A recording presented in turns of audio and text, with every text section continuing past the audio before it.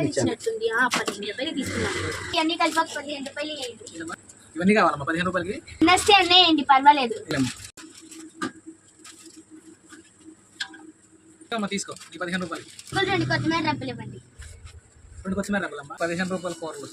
చాలా పెద్దగా ఉంది. 10 రూపాయలు కందిపప్పు, 10 రూపాయలు పచ్చిపప్పు. 80 రూపాయలు ఇచ్చారు, 40 రూపాయలు లాభం. ఈ 5 రూపాయలు ఇవ్వండి. 5 రూపాయలు నాకే తగ్గుతాయి. ఇందులో 5 రూపాయలు తీసుకోండి.